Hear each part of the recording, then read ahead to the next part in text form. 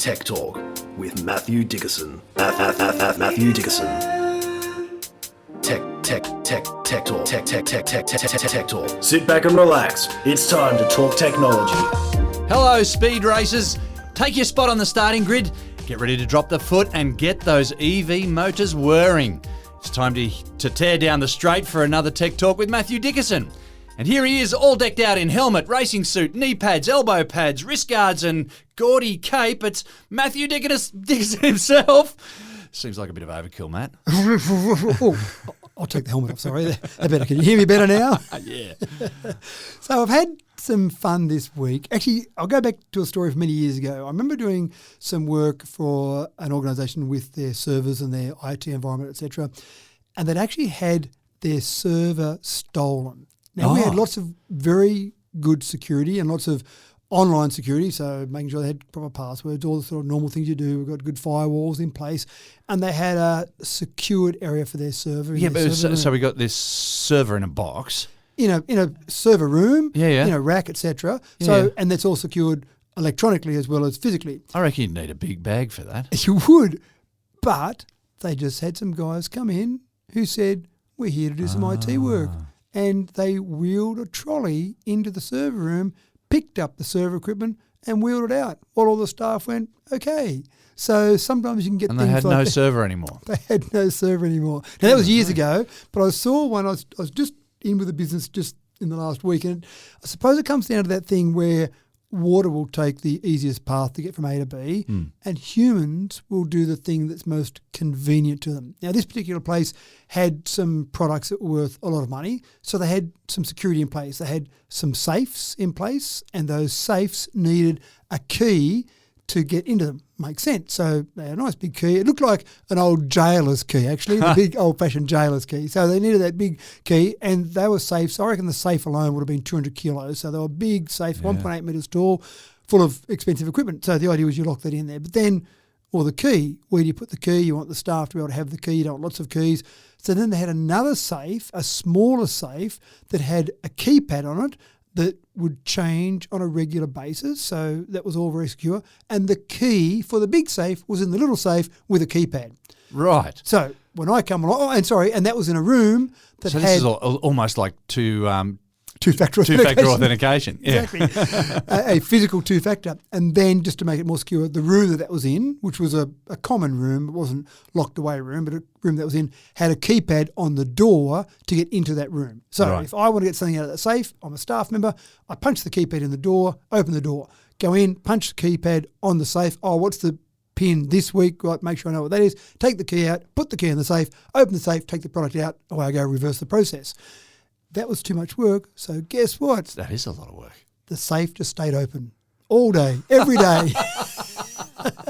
So someone in a security design team somewhere designed this whole process, but because it was just so complicated, the safe was left open. Not user-friendly. The keypad safe was left open, and the door that had the keypad on it was also locked open. So anyone could just walk out the back, walk up to the safe, open that, and take things out of the safe. When you're designing whatever it is, and again, I think this is an issue when we talk about passwords, when sometimes people want to have a really complicated password and then make sure they change it every day or every week or do something that's ridiculous. I've walked into places and seeing there loud and proud on the monitor is the sticky note with the password. The password, that's right. This week's password. And you go, great, well done. You've done your job there. So keep that in mind when you are designing your processes. Things have got to be easy enough, but not too easy. Hard enough to make the criminal go, I'm going somewhere else, but easy enough to make the system easy to use for humans, easy to use for the people that meant to use it, while having some barrier there. So, I looked at all that and I went, yep, if the people who designed this saw that everything's just left open, they'd be in tears. But that's what people do. Humans take a sensible, easy path to get to the solution. Just like water. Exactly. Well, folks, today we're listening in ever so carefully to Whispers of the Universe to hear what new secrets it has to offer up. For those of us with the need for speed, we'll check in with Boom Supersonic to see where they're up to with supersonic flight. And we'll take a tentative peek at the Doomsday clock to find out what we need to do to stave off Armageddon for just a little while longer. But for now, let's get stuck in with a story that may change life for the everyday consumer. Now, remember the revelation that occurred when you first discovered wireless charging? Well, it gets even better now, apparently. Qi2 is the new wireless charging experience that'll make you wonder how you ever coped before. Matt, what's all the hype about? I'm going to go back a little bit. I do like to do this on an occasional story where we go back and just look a little bit about history. So we go back to Michael Faraday. So 1831 was when he discovered the principle of electromagnetic induction. So that's a long time ago. Part of the HSC syllabus. Oh, there you go. Well before we had wireless chargers and mobile phones, but he discovered that whole electromagnetic induction concept. And of course, Lenz developed that a bit further when he talked about the fact that the currents will oppose the change. So I suppose Faraday said there's induction there. Lenz went further and said, well, depending on which direction the movement is occurring, you get the opposition to that movement. So you had some direction associated with Look up Lenz's law and try and work it out for yourself, folks, because it's a really hard one to sort of spit out over the microphone. Yeah. And I often just offhand say that an electric vehicle relies on Lenz's law, so that you're using a battery to power the wheels when you're going forward, and when you want to slow down, the battery's being recharged by the wheels. So it's making the wheels slow down as well. Yeah, so that's a pretty cool concept. So that's about that whole direction. And then, of course, our good friend Nikola Tesla created the Tesla coil in 1891 based on Faraday's induction concept. And he demonstrated the practical side of transmitting electricity through the air, which you can imagine was pretty revolutionary in 1891, going, hold on, we've worked out this electricity thing a bit, and we have a cable that goes from there to there and electricity runs on the cable. But now you're saying it can go through the air? Now, Nikola got a bit excited about all that. And in 1904, he started construction of the Warden Cliff Tower because he wanted to transmit electricity everywhere, so everyone can have electricity for free. You just connect to the tower and wow, look at this, it's fantastic. And I don't know if it's a myth or not, but apparently people like George Westinghouse were pretty cranky about this because they were thinking, how the hell can we make money from it? Correct. So if it's going out through the air. But yeah, that could, this could be a bit of a wives' tale. I'm not quite sure. No, I think there's some fact in that because there were two issues with it. The first thing is that when you start dissipating power in 3 dimensions, then you need a whole bunch of power at the source for someone that's a couple hundred metres away. The inverse square law means that you're going to get a reduction in the intensity of what you're sending out. Yeah, to the square. So it's reducing quite dramatically. So Nikola thought he could get around that, and you probably could if you had a truckload of power, that's a technical term there, a truckload of power at the source. That wasn't working that well, but some of his investors said, what do you mean free? I don't get that. I'm giving you money here. And I know definitely JP Morgan, I don't know about George Westinghouse, but I know definitely JP Morgan was one of Tesla's investors who said, we like the wired, metered version of electricity more so than this unwired, free version of the electricity. So how about we don't give you any more money, Nicola, and we leave it alone? So there's truth behind truth all that. in that, I can definitely. now go and spruik that story and feel a lot more confident in it. JP Morgan. Just replace George with JP, and you've got some facts based there. But that didn't throw away the concept that electromagnetic induction was still a convenient method to get power from one place to another. But again, proximity, not Nikola's model of transmitting it long distance, but getting it with some proximity, so having things close to each other. We know that electromagnetic induction is used in the grid and used for generating power and used for a whole range of things on an industrial level. It wasn't until about the 1990s that we saw, hold on, this concept could work well on a much smaller scale. Oral-B brought out a toothbrush, and it's the first example I can see of induction for some type of powering or charging of a small device. Yeah, right. So they had a Oral-B electronic toothbrush or electric toothbrush, and to charge it, you would sit it in a little charger, no wires attached. It would use induction to charge it, which is pretty cool because you're in the bathroom, there's water around, so having something that doesn't have any contacts or any things to get corroded or shorted out sounds pretty cool. So good on your Oral-B, you did well. And then once it was realised that this whole concept of wireless charging was a pretty cool concept, you had the Wireless Power Consortium, the WPC, was formed in 2008 because they said we should come up with a universal standard. Maybe that would make sense. If you're going to have toothbrushes and who knows what else come out, let's make sure it's to a standard. So they came out with this, And in 2010, they introduced Qi. Now, Qi is pronounced Qi. Oh, sorry. No, I'm the same as you. Yeah. I normally say Qi to people because I say Qi and they think, what are you saying? Are you trying to say cheese? Do you want me to smile? It doesn't make sense to most people. So I'm the same as you. I say Qi. Well, Qi is a high-scoring word on the Scrabble board too. when you can land it on a triple letter score. How do you go when you're trying to say to someone, it's a word? Well, it's not really a word. It's two letters. You pull out the dictionary like you do every other time, and anyone else who's got any experience in Scrabble knows about Qi. And it's another one of those words that doesn't have a U after the Q. Not many of them out there. Yeah. I still think Qantas have a brilliant marketing concept because kids learn at school every word that's got the letter Q in it has the U except Qantas. So every kid from kindergarten up knows about Qantas. So what a great marketing concept. It allows you to get out of jail on Scrabble. Yep. Qi. Yep, there you go. So Qi, Qantas, if you haven't got a U and you got that Q, there's your one you're looking for.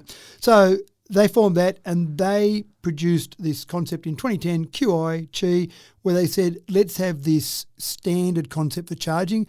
And, by the way, Qi is derived from the Chinese word for energy flow. Right. So it has got some background there. So Nokia with the Lumia 920 in 2012 was the first one to have a Qi charger in their phone, and Samsung with the Galaxy S3 at the same time frame, 2012. So it's been around for a while. It didn't really take off, but it started to gain a bit of momentum. And then when it really started to take off was in 2020 when Apple introduced their MagSafe on the iPhone 12. And the difference with MagSafe compared to everything else were, well, two differences actually. One, the magnet allowed you to put something on there and it held it up. So you could have a charger on your desk, it would hold it up there. You could put accessories on there like a little wallet on the back or a card holder.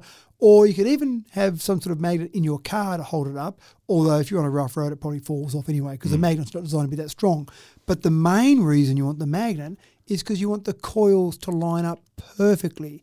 Normally when you put your charger on the desk or sitting somewhere and you drop your phone on it, you go, oh yeah, that's about right, or I line it up a bit, or I've had friends do this and they go, oh, my battery's flat today because I put it on my wireless charger last night and it didn't charge because I didn't line it up perfectly, didn't check it was right. Yeah, right. Yeah. So the magnet was great, but that also meant that you could go from typically wireless charging was about 7.5 watts. Now, when you had perfect alignment, a MagSafe charger can do 15 watts. So that's all good news. Go. All good news if you're an Apple user, not so much if you're a Samsung user. So now, Qi2 if you like, is basically the new standard that's come out. And they brought this out in 2023 to say, we don't want to say it too loud, but that magnet thing that Apple came up with, not a bad idea actually. So they've basically stolen the MagSafe concept, and Qi2 is basically a magnet version of wireless charging. What have we got out now in phones? Not much. There's a HMD Skyline. No one's heard of that. Not many people actually have a HMD Skyline, but it was the first Android phone with Qi2, and the Samsung Galaxy S25. I think they missed a trick here. They've brought out their latest S25. So this has only just been released weeks ago, and it launched as Qi2 ready. So it doesn't have the magnets built into the phone like the Apple does, but you can put an accessory on there with magnets, and now it's Qi2 compatible. So it is lagging a little bit. Considering it was 2020 when Apple brought out their iPhone 12 with the MagSafe concept. So we're getting there, but not quite there yet. You want to get a charger that's Qi2 compatible, obviously. You want to get the phones that's Qi2 compatible, and then it will charge faster and it will stay in the right position. So we're progressing still with wireless charging, going back to 1831 when Faraday came up with the concept. And we're getting, better and better and better.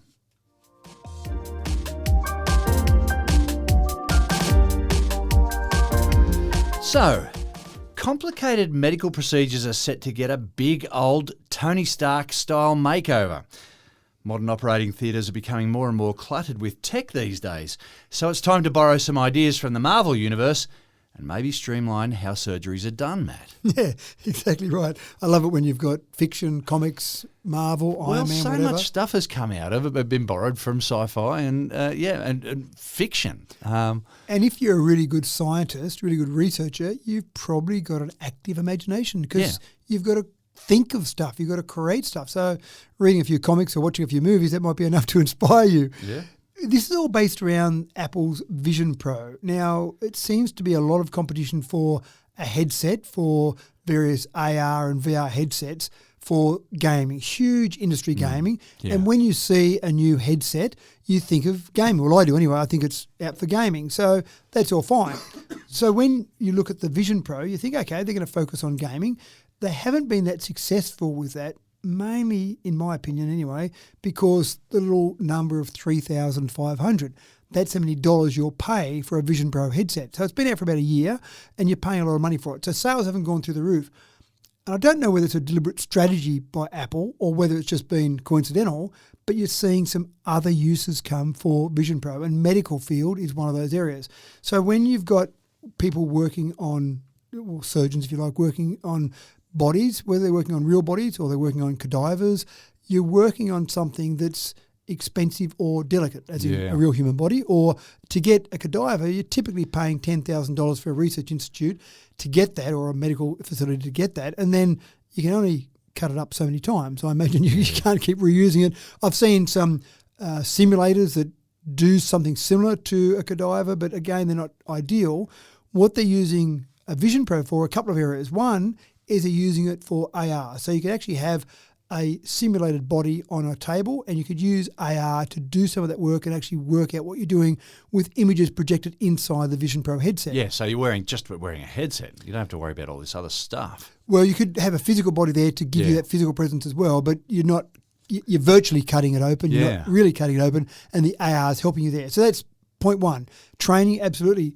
But you've also got, when you've seen some of those surgeries where they're getting into some areas where they need magnification and you really need a lot of information, a surgeon gets a lot of screens around the surgeon working on one particular body. So you're cutting or you're working one part, but you might be having a magnification camera. You're looking up at that. You're trying to see what you're doing. So it's not unusual to have 3 or 4 screens there, and the surgeon's got to look at all those and still be careful what they're doing. Yeah. They then said, well, could we actually have that image, that information projected inside the Vision Pro headset in an AR situation, an augmented reality situation? And so they're doing that already. And so there's already been 50 surgeries that have been undertaken where the surgeon is wearing a Vision Pro headset with information fed to them inside the headset about what's going on, or magnification, or things that have on other monitors, but they've got that through one headset there. Amazing. Now, I'm not sure how I'd love the concept when I'm laying down before they knock me out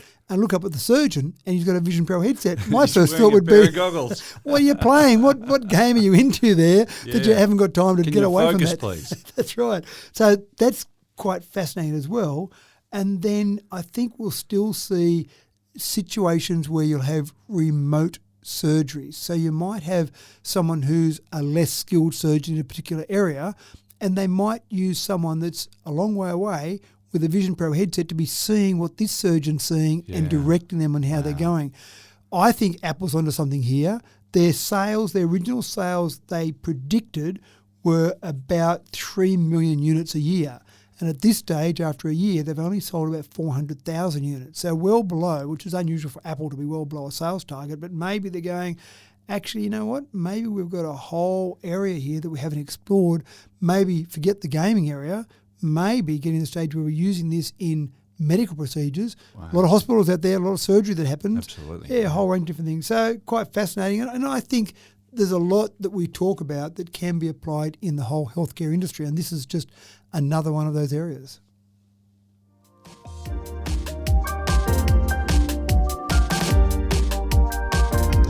Witnesses to the Challenger disaster of 1985 will attest to the dangers of storing large volumes of hydrogen under pressure. Now, as we hurtle towards a future that's likely to include hydrogen-powered flight, the pressure is on us to improve current safety practices. And so, once again, scientists have turned to nature, Matt. Well, what were you referring to in 1985? Wasn't it? Was it the Challenger disaster, or was it 1987? Yeah, sorry, that was 85 Challenger, but I was actually more thinking of Hindenburg as the one that comes to mind. Actually, yeah, I don't know, but I was just the explosion of the space shuttle as it launched with Christy McAuliffe, the school teacher on board, first teacher into space. Well, that was the attempt at least. Yeah. But the Hindenburg, yes, of course, the Hindenburg. So even when I think of hydrogen disaster, I go to 1937 and think of Hindenburg. And when you said 1985, I'm thinking, what have I missed there? But I must admit, I wasn't thinking of the space So when shuttle. was the Hindenburg? I think that was about 1936 or 37 or 37, something. Yeah. So that's the one that, just the image, I mean, the space shuttle was terrible, obviously, when everyone's watching again, a civilian going into space, how fantastic is that? And everyone's watching it, and then it went in different directions. Well, the thing with the Hindenburg, yes, it was full of hydrogen, but there was the initial explosion, and then the really horrible stuff that they got on film was just all the material that was holding it together. Yeah, that's right. Burning to a crisp. And those images there, they're kind of burnt into your memory as much as it was burnt into those people there. Both terrifying sort of disasters, And I think we've got to get hydrogen worked out as a fuel source because electric vehicles, electric batteries are great for short haul. So for people that are doing their daily commute or they're travelling between towns and they're doing a few hundred kilometres, EVs, absolutely fantastic. But for my truck driver to get on the truck and bring something from Perth to Sydney, he's not going to want to charge up every 500,000 kilometres because time on the road, those wheels rolling is making money. Sitting there charging up is not making money. And then you've got shipping, you've got planes, long-haul flights, you've got a whole range of things. Batteries are good for short, but when it gets longer, that's when you've got an issue. So hydrogen's being looked at, absolutely. But of course, one of the issues, and we've talked about this with some planes that are being developed, is it's a pretty dense or less dense substance that you're storing with hydrogen. Yes, it's got such low density that leaks are a real problem. So you've got to keep your vessels super pressurised and super sealed. And then you've got to have the space to store that. So then what you often do is you pressurise it so you can have more in the volume that you've got. Liquid hydrogen's better, yeah. Exactly right. So then you get an issue where you've got to have things under high pressure. And then for a plane, for example, if you're going to have it under high pressure, you need to make sure you've got it built strong enough, and that means more weight. You don't want more weight on the plane. So there's a whole range of issues there. Headaches, that's right. And these will be solved. We've talked about it before. We think hydrogen will be a good fuel source for these particular circumstances, but how are we going to do it? Well, people are working on it. So some researchers from the Washington State University have worked out that maybe we could chemically combine hydrogen with lignin, which is obviously a natural source. It comes from timber. It's the key source. Key ingredient of timber. Yeah, so we can grow that. And if we could work out some way to combine lignin with hydrogen so you're not having to store it under high pressure, happy days. And that's exactly what they've done in a small scale, not ready to go and put into your long-haul trucks or your planes or ships yet, but certainly they've been able to bind hydrogen with lignin to give you something that's stable in a liquid form, and then you can extract hydrogen from that. So fascinating. I started reading that, going, wow, again, humans are clever. So some people will be working on how do we get the pressurised hydrogen into tanks that maybe aren't as heavy, or how can we store that? And someone else said, why don't we combine it with another naturally occurring source? And you go, what's that? What are you thinking of there? And of course, you try things, you think about things. Yeah. Just so many brains thinking about a problem and the diversity of solutions. And this is such a creative solution. It is. Now, I don't know exactly what format that takes. I don't know exactly what it looks like. But essentially, it would be something that... Have wooden batteries. Wooden batteries, that's right. Fill it up with wood. Something that you would have that would probably end up being a liquid form of this, I'm imagining, so you can refuel things easily and it can be stored easily. And then there's a chemical process that basically does something in reverse that extracts the hydrogen out of there. That runs the hydrogen. You've still got a clean fuel source because, as we know, when you burn in inverted commas the hydrogen, you get water as the output from that. So you're still doing all that. Absolutely crucial in this whole process is when you're creating the hydrogen in the first place. You're not creating it, you're extracting hydrogen from water, for example. You're doing that using renewable power. There's no good burning coal to produce the hydrogen to then have a clean fuel source. But again, people are working on that now. There is a lot of money being invested on producing green hydrogen. The next step is, well, we've got the green hydrogen, now how are we going to use it? And this is the way that we'll use it. So it's fantastic. There is some AI being used in the reverse process to get a better catalyst to basically get the reactions going back in the other direction. But again, I think that's just a problem to be solved. It's not an insurmountable problem. It's not something that's a deal breaker. So, yeah, just fantastic. So if you want to look for there's a study that's been published in Hydrogen Energy, and the study is called In Situ Dehydrogenation of Lignin-Based Jet Fuel, a novel and sustainable liquid organic hydrogen carrier. I cheated. I read that. I didn't remember that one. So I reckon if you're looking for it, have a look at it. That's right. Go and have a look for that particular article in Hydrogen Energy, and you'll get all the lowdown on this particular concept, which is fascinating. Awesome development.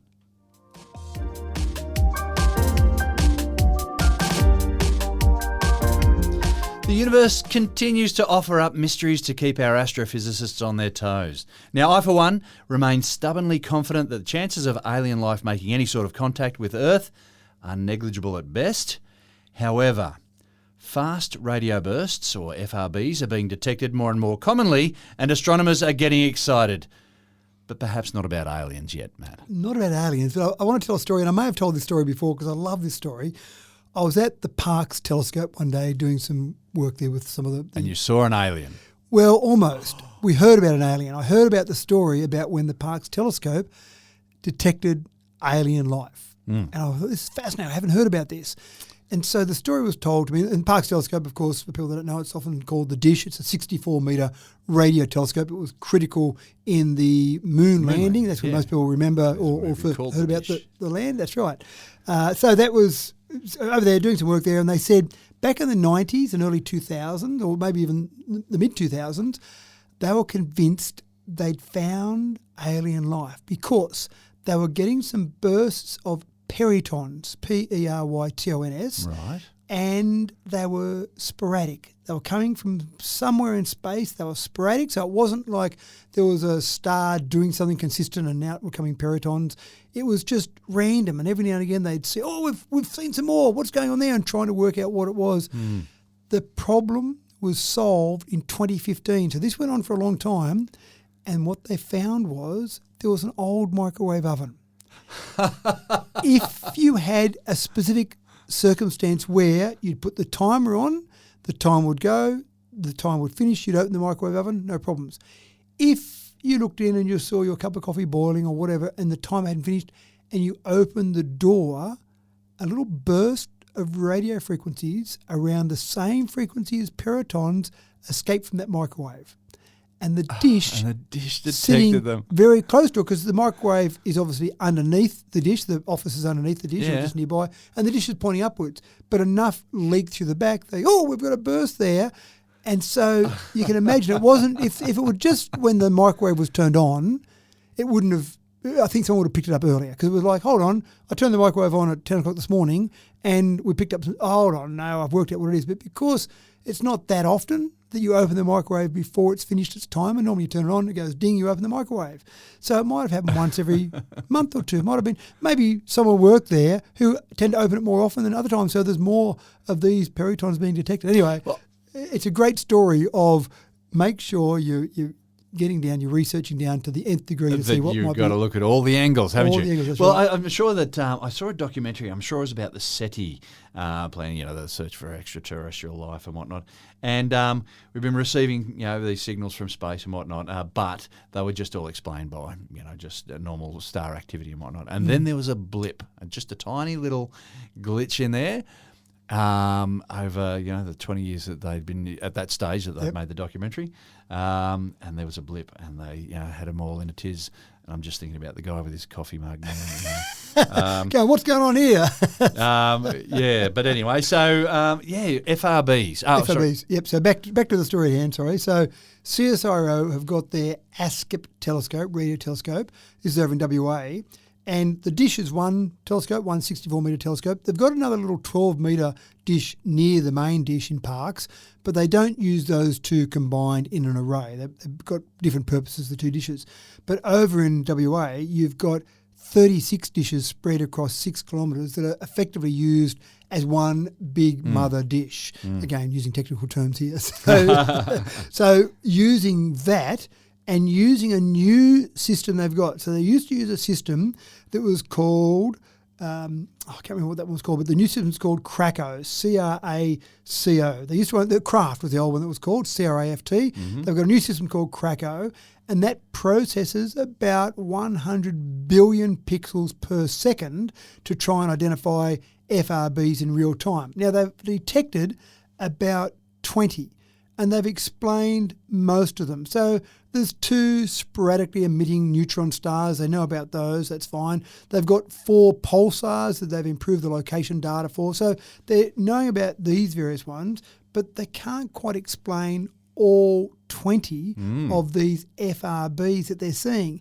Now, again, because the accuracy is so good, they're detecting things that they couldn't see before, and the precision is allowing them to see which galaxies some of these are coming from. So you're talking about not even coming from our galaxy. These are coming from other galaxies. So they've travelled for a long time, and they've still got enough strength that we're actually picking them up here. Now, again, we are talking about a 6-kilometre array of telescopes to actually pick them up. So they're pretty hard to pick up.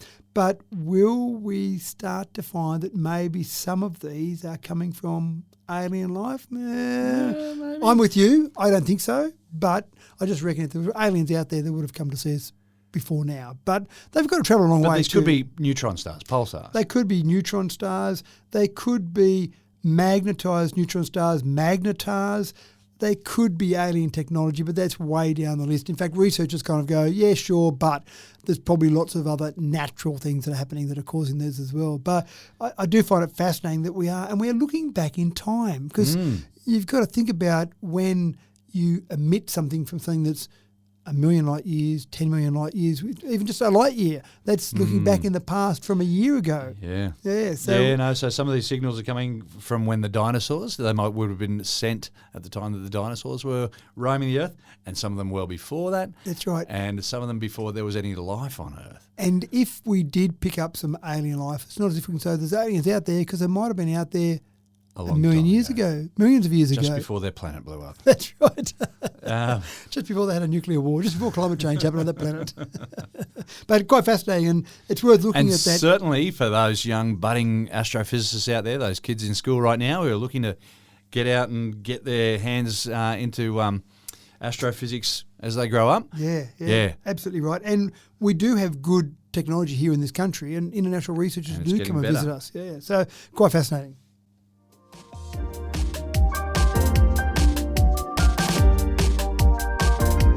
Free Tech Talk book. Here's your chance to grab a free copy of the latest Tech Talk compilation book in 3 easy steps. Step 1. Listen to any Tech Talk episode. Step 2. Leave a review on your favourite podcast app. Step 3. Email a screenshot of your review to freebook@techtalk.digital with your name and address. The first 20 emails received this week will receive a free book. Don't wait. You are listening to this podcast right now. Leave a review on the app you are listening to this on, and send that screenshot to freebook@techtalk.digital. Tech Talk, your gateway to the tech world.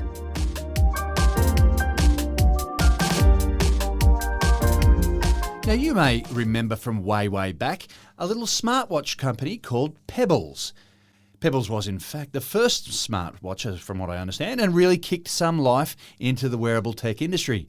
Well, the life of Pebbles ran its course all too quickly and was swallowed up by the tech giants after only a couple of successful years. But Matthew, Pebbles has risen from the dead in 2025, and it wants its market share. Ooh. It's a zombie company. I'm not sure if it'll get its market share, but it might get a few sales. So you're right, Pebble was one of the first modern smartwatches. 2012 it came out. So fantastic. Yeah. Before Apple or Samsung had their pesky little competitors. And they sold about 2 million units. And then once you got some other companies coming along, it didn't go so well. It didn't have all the features, didn't have the integration with the other devices, the other phones. And so in 2016, it got to the stage where it was bought out by Fitbit. Don't know how much they bought because there wasn't probably much left. And then Google, of course, acquired Fitbit. So Pebbles wasn't able to adapt. No. So it ran its course. It ran its course. It got bought out, and that was it. But now you've got to the stage where the Pebble concept, the operating system, the Pebble OS, is open source. Google has made it open source. So the original founder of Pebble, Eric Migakovsky. Oh, well said. Apologies if that wasn't his exact pronunciation. But he said, I'm going to bring back the Pebble. It's all open source now. I can go and do that. And it's again a simple design. And that's what he's focused on. It's not going to have the ability to go and do mobile payments. It's not going to have all the various fitness aspects that a modern smartwatch has. It's going to have a few basic things. It's not going to have a touch screen. It's going to have physical buttons. That makes it cheaper to manufacture. It makes it a bit easier to manufacture smaller because you don't have so much technology built into it. And it's going to have a week-long battery life.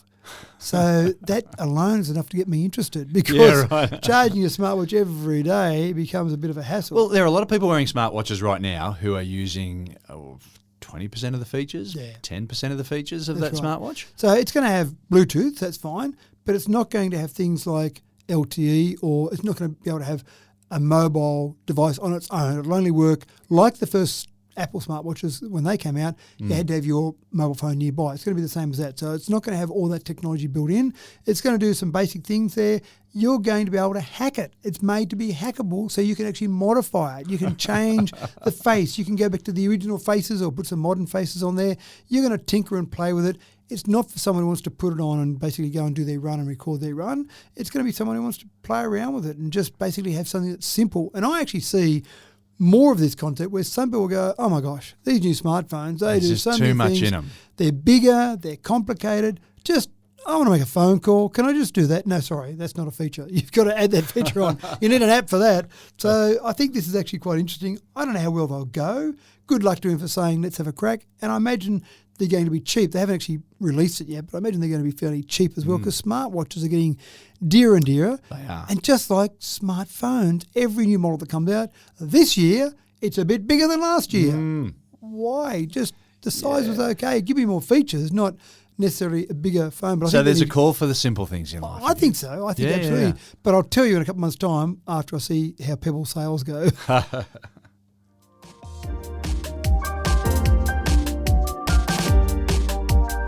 It's time for a progress update on Boom's Supersonic. For those who can remember the Concorde and regret missing their chance to break the sound barrier, Boom's Supersonic is looking to restore commercial supersonic flights and do it soon. Matt, all signs are looking good at this stage from what I gather. And you're right, we have talked about Boom Supersonic previously, recently, but we're making I like the we there, they are making good progress. We're a part of it. That's right. We're buying in. To the collective. So the Concorde, I'm one of those who regrets not flying on the Concorde. 1976 were the first commercial flights of the Concorde. And the last one? 2003. Yeah. So I didn't get on the Concorde. I've had friends of mine that went on the Concorde. You don't really know you're flying supersonic. No, you're in an airplane. As we know from, and help me which law it is, something that stays at you don't know you're moving unless you've got an external unbalanced force. It's just inertia. On you. Yeah, but it's, isn't that Newton's second law? Newton's first as we talk about. Yes, most like inertia. But you everything around you is travelling at the same speed.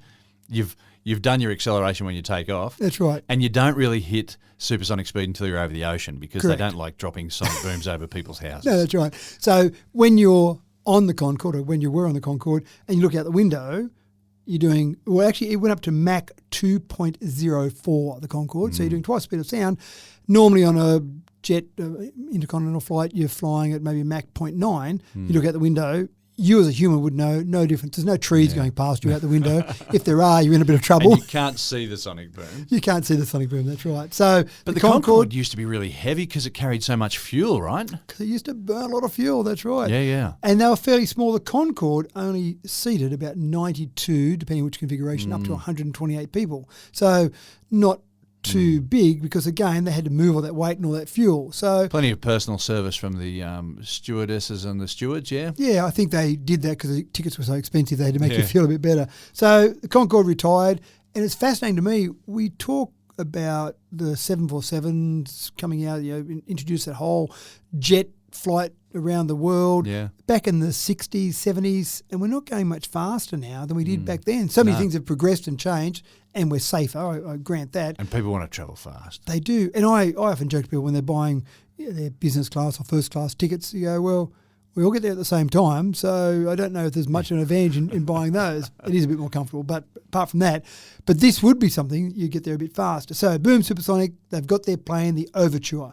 They've been doing some testing on it. At this stage, they've got a 1/3 scale demonstrator. So they're building it to scale, but 1/3 scale. So you're not putting a bunch of passengers on there. You're not putting any passengers on there. You're putting a pilot on there and saying, there you go, sign this waiver that all bets are off if something goes wrong. So they've been flying. They've just flown Supersonic, the first commercial airliner, even though it's not really commercial because it's not flying people yet, the first commercial airliner to fly Supersonic since the Concorde. And they've flown Mach 1.11. Now, they're going further than that. Their cruise speed when they finish this product will be at 1.7. Don't know why they're going slower, slightly slower than the Concorde, but they've decided Mach 1.7 seems to be about the right speed. And they've been doing this across the Mojave Desert in California, which I'm intrigued about because what you said before was correct with the Concorde. When it took off, its main flights were New York to London, so it didn't take long to get across the ocean and away it went. But I was under the same understanding that you can't fly supersonic speeds above mainland America, but maybe there's special exemptions around the desert there so they can do testing out there, I'm guessing. And just scare a couple of cattle ranchers maybe. That's right. So they think also with the design of this, with modern aerodynamics and modern engineering, they believe that they've reduced the sonic boom. NASA's got their experimental X-59 aircraft, which really is trying to go quieter again. They haven't gone as far as the X-59, but they have certainly gone to the stage where they say it's reduced sonic boom. But that's amazing. So breaking the sound barrier without a sonic boom. Well, I wouldn't go that far. Yeah, okay. I'd say there's a lessened sonic boom. dampened. A dampened one, that's right. But again, you've got That's now amazing. AI to Physics throw. is awesome. It is AI to throw at this problem and say, or throw this problem at AI and say, I want to reduce the sonic boom. How can we reduce it? How can we break that up so that it isn't affecting people on the mainland? Now, they're still not saying you'll be able to fly this across the mainland. We can't go and fly it across the land anywhere.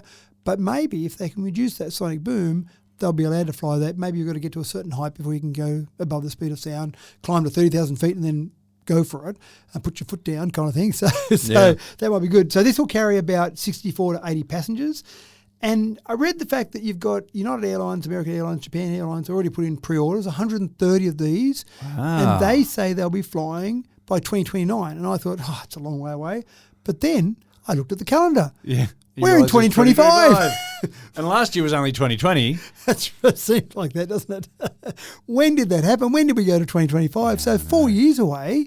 I'm excited. I want to go over with Japan or American or United and get on one of these and fly above the speed of sound. They're advertising, obviously, things like New York to London, 3.5 hours. And that's kind of about what the Concorde did. If you're flying now, if you go and do a flight between New York and London with the current commercial airlines, you're doing that, depending on headwinds, etc., 6 to 8 hours is kind of the time frame. So 3.5 hours. Pretty impressive. Is almost a commute. It's almost a commute. You could fly there. I think Concorde used to run ads like that. Fly to London for a day's work and come back home and kiss the kids goodnight.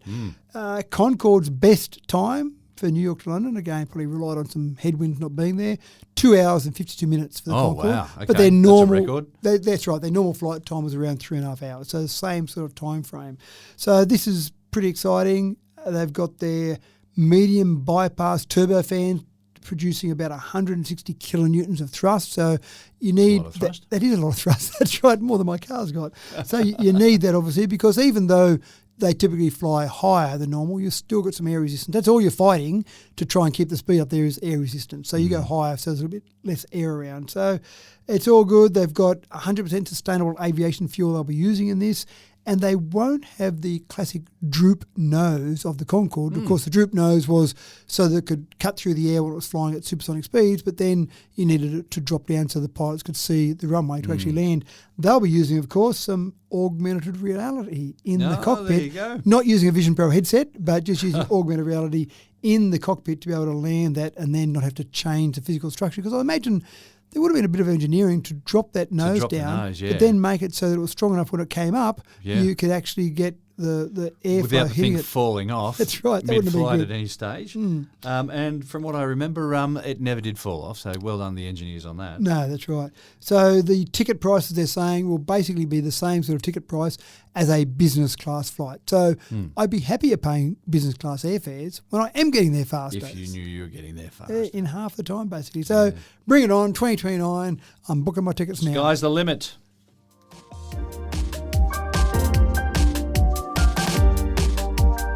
Here's a story for the computer nerds. It'll get your algorithms all in a twist. Apparently, simulating airflow and turbulence is pretty heavy going for your run-of-the-mill computer, and it can take ages for computers to run it. Well, some Oxford University geeks have been inspired by quantum computing developments, and they've come at it from a new angle, Matt. I actually remember talking to a friend who worked at a university in the physics department one day, and he was telling me that the clever people in physics go into air resistance, turbulence. It's incredibly complicated to work out how you might calculate the turbulent flow that might occur around any shaped object. Now, I think the clever people go into turbulence, etc., at university until a Formula One team snaps them up because they're pretty focused on turbulence as well, aren't they? It makes me feel much better when my students say, hey, listen, we're talking about projectile motion and everything, but what about air resistance? And I say, we don't have to worry about air resistance.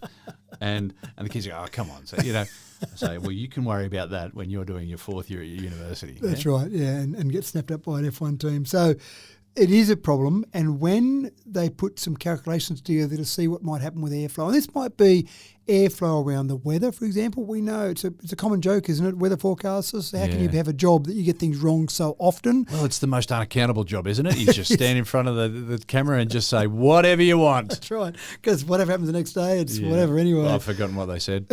Well, it doesn't matter what they say because it won't be true that's prediction. Right. Anyway. So when you start to talk about those sort of things, you start to get algorithms that take a long time. So, for example, you might book out some time on a supercomputer and you might put some calculations together for some particular airflow, and that will take a few days to calculate. So you can imagine there's some pretty heavy computations going on. But based on some quantum-inspired algorithms, now we talk about quantum computers a little bit. I don't talk about them too much because it still seems like we're 5 years away, but we've been 5 years away for 20 years. Big developments still to come, but that's right. Hold on to your hats, folks. So I like to talk about real things that are happening on this podcast. And so quantum, I'm not sure about that. But in working with some processes in quantum, they've been able to work out some new algorithms where they're taking things that would take those days on a supercomputer and they're able to do them within hours on a normal PC just by modifying the algorithms. Now, what they're saying is that we're actually at the point where we don't think they're quite as accurate as the days-long calculation, but it's so close that we can do them and then change our inputs, change their calculation, so we'll actually, through iterations, get to a better answer, even though the first answer may not be as accurate. It's an interesting way to look at it. It's just coming at a problem from a different angle. It is. As I tried to allude to before, Yeah, that's right. So 1,000-fold decrease in processor demand and 1,000,000-fold decrease in memory requirements just by using a different algorithm. And I say just is a bit more than just. So they'll look at things like weather forecasts, there'll be industrial applications for this. We'll get ways of looking at the eddies, how they interact. I remember watching an air crash investigation show one time and how far back planes have to be when they're coming to land when they're flying behind a heavy, they're flying behind a 747 or an A380 because these eddies that hang around in the air for kilometres after the plane can actually have an impact. So, that, again, watching air crashes, there have been cases where planes have crashed because they've been too close behind a large plane. So you just can't trust them. You can't trust them, especially on a still day. Eddies love still days. They hang around forever. So when you start looking at interacting eddies, you get basically chaos. But there are methods or are patterns to these chaos, but trying to work out those patterns is incredibly complicated. So if we can get this right, we'll be able to predict weather better. Thankfully, finally, that might be a better way because you can predict where air will go. We'll be able to get better range out of EVs because we'll be able to predict airflow over an EV and, of course, be able to go faster on a Formula One track, all those important things that we're trying to do. But it is fascinating that we've been working with this for so long and suddenly quantum computer research has led to classical computer. I don't know if we can call it classic computers yet, but the distinction between quantum and normal computing. Won't be long before we talk about classic computers. And everyone's using quantum computers anyway. Exactly right.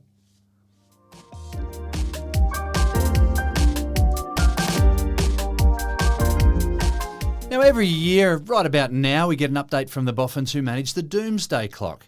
It's designed as something of a warning of global catastrophe, and while many are dismissive and others are quite fatalistic, there's got to be somewhere in between which lies a pause for thought and some action towards a little more care on how things are done around here.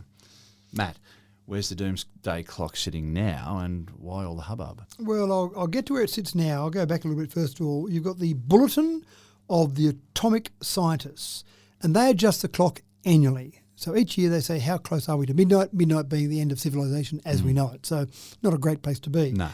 They introduced this back in 1947, and it was initially set at 7 minutes to midnight. So we'd gone a long way through civilization, and we were pretty close when the clock first started. And that was really focused on the Cold War. There was a lot of discussion back in 1947 and years afterwards to say, we're going to blow each other up. You're going to press the red button. We're going to press the red button. We're going to send these missiles at each other, and the planet's going to be destroyed. There's going to be a nuclear war, and everyone's going to be impacted, the entire planet. Yeah, so from about 47 all the way through the 80s, I remember that was really big, and it was worried about the Cold War and the threat of nuclear Now, strike. when the Bulletin set the clock in 1991, it was not too bad compared to what was first set. 17 minutes to midnight in 1991. Gone backwards. When the Cold War effectively ended. Like you said, there's a lot of They discussion brought down around the 80s. Berlin Wall and All sorts of wonderful things, yep. But since then, the Bulletin has said we're going to keep using this, but we're going to look at not just the nuclear threat. That was obviously the initial part of it. We're now going to look at climate change, artificial intelligence, biological risks, pandemics. What's that going to do to our nuclear clock? And the latest update has us at 89 seconds to midnight. Yeah, that's not real good, is it? That's not as good as Makes 17 minutes. and 17 minutes look really, really good. It does. Yeah. Now, the clock moved to 90 seconds in 2023. In 2024, it stayed at 90 seconds. And now in 2025, it's gone 1 second closer. Now, the whole idea here is it's not real. It's not going to tick away at a certain rate and then we get to midnight and that's it, it's all over. It's really trying to make us think as a society to say, what are we doing? We know we can change this. We know we've got actions we can take. We know we can put regulation in place with AI. We know we can take action against climate change. We know we can do research on biological risks, either something that happens maybe naturally out of a pandemic or maybe a biological war. Maybe we should think about doing something of these. Yes, so the care that's got to be taken here is if you're too alarming, then people dismiss it. Yep. And if you're not alarming enough, people are very casual about it. And so we're looking for some sort of happy ground in between where people will actually pause for thought and think, yeah, we do need to be a bit careful. So the clock itself is displayed physically at the University of Chicago, if you're interested in going and doing it there. And the clock design was done by Martel Langsdorff. Now, that name doesn't mean anything to me. No. Martel was the wife of a Manhattan Project scientist. And so, obviously, there was a bit of concern by Manhattan Project people. Some of them were very concerned, Einstein included, saying, we're doing something that's really bad for society, but we've got to do something to make sure the other side doesn't go and use this in a bad And way. what did Oppenheimer say? I am become death, destroyer of worlds, from a Hindu poem. Yeah. Yes. So that was, I thought that was fascinating, a little bit of trivia, that the design was done by someone who was seeing what was happening with the Manhattan Project up close, not involved in it, but obviously the wife, I've probably heard a few stories when her husband came home. So again, it was all about that urgency of the nuclear race, but now it's about the next urgent thing that we've got to look at. Yeah, keep your eye on it. Maybe think what you can do about helping reverse that clock. Yeah, it's just about quiet contemplation and hopefully some activity as well.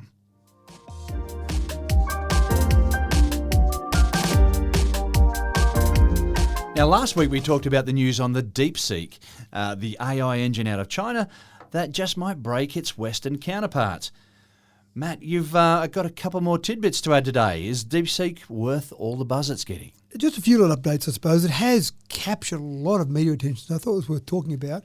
I actually tried to use Deepseek, but it told me there were too many users there and I couldn't register to actually use it. So I must admit I didn't keep persevering. I'm probably sure I could have if I kept trying it there, but I haven't actually used Deepseek yet. But I know my son's played around with it a little bit and he said it's not too bad, the answers they get, but his workplace has said no one's allowed to use Deepseek.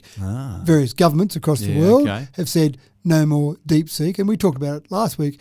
If the American government was worried about TikTok, about people sharing their data with a Chinese company, then asking detailed Deepseek, questions using an AI tool, is and opening surely the floodgates. That's right, and more than that, not just asking questions, feeding the data in, but getting questions that have been curated by a Chinese organisation, that's going to be cause of concern. And many people have been concerned, and they've basically shut down access to it. But I still think there's some fascinating things. So the Deepseek R1, the model at the moment R1, was created by a team of hundreds of researchers with a budget only millions of dollars. Now, that's what they're telling us. And I do wonder whether or not maybe someone in China said, here's a way we can infiltrate the entire society. Let's go and throw 10,000 scientists at this and billions of dollars and create something. And we'll tell them we did it better than everyone else. We'll tell them we did it easier and we're smarter than everyone else. We only used a few scientists and a few dollars to do it, and our model's better. So I take the information with a grain of salt about how many, but that's the story so far. It's hundreds of researchers, millions of dollars, compared to US firms, ChatGPT, etc., billions of dollars, and obviously a lot more than hundreds of scientists. And they've used this concept with reinforcement learning. So they first of all looked at areas that have got a clear answer. So if it was mathematics or it was coding, whether it was an obvious yes or no, they used that to basically train the model. So then when you go to things that have got a more obscure answer, what's my best move in backgammon? Well, there's a whole range of answers that could be. So use that same reasoning that you use to black and white answers and use that same reasoning to more abstract answers. So that's kind of the concept of where they've done things a little bit differently. The real, I suppose, test with this is compare it to one of the other models that have a lot more money spent, a lot more energy, using a lot more power, and compare the answers that gives compared to the answers this gives and see which gives the better answers. And sometimes that might just be my opinion. I like that one better. Well, no, we need something a bit more scientific to measure those answers to see what's better. But what I do know, lots of things I don't know about this, but what I do know is the AI competition across the world is absolutely hotting up. I remember when Yahoo, Alta Vista and Google and various search engines were around, you knew that somewhere in all of that, there was going to be a search engine quest or a search engine competition. Someone would win the race and Google won the race. But there was a lot of activity. And I think with AI at the moment, I'm seeing something similar where there's lots of activity. You've got Gemini, you've got obviously ChatGPT, you've got Deepseek, you've got other little ones out there as well. They're all competing in the space and someone's going to win the race. Someone's going to be, no longer I AI'd that, a bit like Google. You don't go, I searched that, I Googled it. There'll be you Deepseeked it or you... That's right. Yeah. And I'm going to say I ChatGPT'd it, but if they're going to do that, they need a better name because ChatGPT's got too many syllables. Doesn't roll off the tongue. I Deepseeked it. It comes off the tongue easier than I ChatGPT'd it. Goodness me. I Gemini'd it. Which way are we I think you go? need 2 syllables. I think 2 syllables. Gemini, too many syllables. Google. I Googled it. Rolls off the tongue easier. Deepseek, 2 syllables. That rolls off the tongue. I'm basing this on no scientific research here. Either way, whichever engine we go with, I just wonder if can I trust their model for their Doomsday vault or whatever your bunker, my bunker that I need to build in the backyard for when the end of days comes. I don't know if you can trust them at all. Yeah. We're in the era of AI and cross your fingers and hope for the best, I think, folks. I think so. And with a spectacular flourish of the checkered flag, this race is run. And all that's left to do is spray everyone with cheap sparkling wine. So I guess if we don't want to get all wet and sticky and uncomfortable for the ride home, we should probably just go now. Thanks for another cracking tech talk, Matt. That's all right, thank you. And I'm going to look at those airlines and see if I can book 4 years in advance. 4 years in advance, is that all? The first flight. Get the cheap seats, huh? That's right, yeah. I bought it so many years ago, surely it's going to be cheaper. And thank you all for taking your time out from your busy schedules and tuning into another episode of Tech Talk with Matthew Dickerson. I've been your host, James Eddy, and you can trust this Eddy. And it's a pleasure to bring you the latest news from the world of science and gadgetry week after week. We hope that you enjoyed today's show enough to come back next week for another episode, freshly unwrapped and straight out of the box. Till then, take care.